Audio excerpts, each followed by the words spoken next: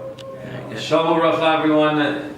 First of all, I'd just like to say that it's been great to be able to keep in touch with everyone who is part of the different WhatsApp groups and the question and answer, the married one, you guys who are getting the daily shiurim from the Mishnah Berurah. Anyways, it's been a schus, and Bezrat Hashem, we should be able to keep up the connection for a long, long time. Purim is a time of decision making. We all know that the Jews in Shushan had the decision whether to go to Achashverosh's party or not to go to Achashverosh. They did not listen to Mordechai when he said that they should not go to the party of Achashverosh.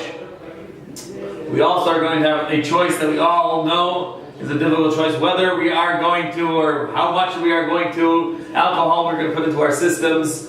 The night or the day of Purim, we all know, as our Shua has always told us, and I heard this year that Rav Ami Merzel Purim has a letter penned out that is absolutely awesome for all Bacham or anyone to drink on the night of Purim, so I'm assuming that would be obviously awesome for everyone to do. But the day of Purim always is a big nisayon of how we are going to mekayim our mitzvah of Chayiv Yidish L'Mesumim, if we're going to do it in an appropriate way that's going to bring us to Tosefes Kedusha and really mekayim our mitzvahs the day in the appropriate way, or we're just going to get carried away and bring ourselves back to our old high school ways, chas v'shalom, and not doing it in any type of Kedusha aspect. We could all remember the years that have gone by that we know that our friends, or maybe even ourselves, have ruined our Purim and not fulfilled it in the correct fashion. The Mishnah Berurah tells us that if a person thinks that he's going to be mezalzel in a mitzvah of the mitzvahs, whether it's going to be netilas yadayim or a bracha or not daven mincha ma'aris, then it is usher to drink,